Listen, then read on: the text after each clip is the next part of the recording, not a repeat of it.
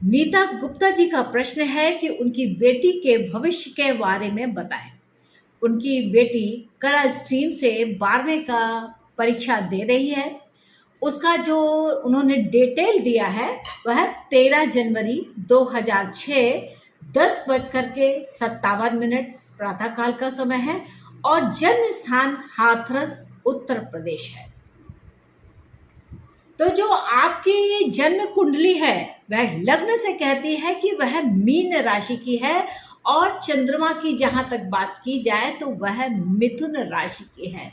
यानी कि जो मानस है वह कम्युनिकेशन को लेकर के काम करना चाहता है, वह भी घर के पास में। तो इस चीज को थोड़ा सा ध्यान में रखिएगा कि ये जो मिथुन है यानी कि यहाँ पर पब्लिकेशंस का काम है, यहाँ पर लेखन का काम है, यहाँ पर कम्युनिकेशन देना एक दूसरे को मैसेज पहुंचाने का काम, या जहाँ पर आप कह सकते हैं कि एक मेल भाव का काम हो सकता है। यानी कि कुछ पत्राचार हो सकता है, कम्युनिकेशन का काम हो सकता है, लिखने झोंकने का काम हो सकता है, साथ में छोटी दूरी की यात्राएं करते हुए भी यहाँ पर काम हो सकता है, वह भी ज़्यादा दूर नहीं, घर के पास ही।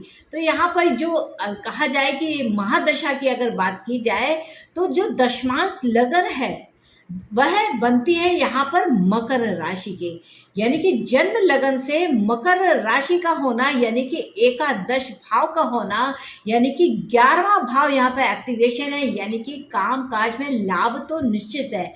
और जो महादशा चल रही है वह बुध की महादशा चल रही है और वर्तमान में अंतर शुक्र का चल रहा है। तो यहाँ पर यह समझना कि यह भाग्योदय कारक समय तो है, लेकिन जो शुक्र है वह जन्म कुंडली में वक्री अवस्था में है। यानी कि मेहनत ज्यादा करनी होगी तब जाकर के कहीं कैरियर सेटल होगा। तो यहाँ पर देखिए जो स्थितियां बनती हैं, यानी कि जनवरी 26 तक आपको मेहनत बहुत करनी होगी, उसके बाद सूर्य का अंतर आएगा तो यह समय आपके लिए काफी सहायक सिद्ध होगा। और D1 चार्ट को अगर देखते हैं तो उसमें गुरु की महादशा है और चंद्र की अंतर्दशा चल रही है। जो चंद्र की अंतर्दशा है वह जुलाई 24 तक चलेगी। तो यहाँ पर देखिए जो गुरुदेव हैं, यानी कि D1 चार्ट में जो गुरुदेव हैं वह अष्टम भाव में बैठे हैं। तो यानी कि काफी मेहनत करनी होगी। यानी कि अभी कुछ भी स्पष्ट नहीं है, तो स्पष्टता को लाने के लिए अपने गुरु का सम्मान करें, अपने पिता तुल्य जो भी व्यक्तित्व है उसका सम्मान करें। और जो गुरु का मतलब है कि आपके जो भी आपको जो सुझाव देने वाले लोग हैं, जो आपको रास्ता बताने वाले लोग हैं, उनकी बात का सम्मान करें, तब कहीं जाकर के आपका जो कार्य है वह सिद्ध हो पाएगा। यूं तो अभी जो स्थिति है वह घर पर ही रहने की बनती है। जब तक यह चंद्रमा की दशा का अंतर चलेगा तब तक आपको घर पर ही रह करके कुछ आपको अपना विचार मंथन करके अपने कामकाज की दिशा को ढूंढना होगा।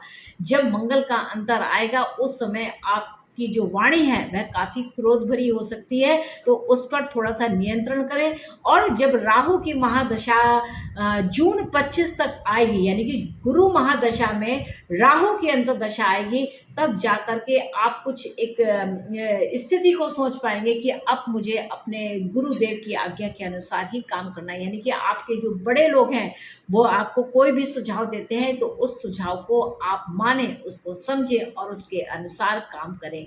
तो यहाँ पर यह है। और कुल मिलाकर देखा जाए जो शुक्र है और जो शनि है यह वक्री अवस्था में है, तो काम काज में काफी उलटफेर के साथ यहाँ पर मेहनत करनी होगी, तब कहीं जाकर के आप अपना परचम को लहरा पाएंगे।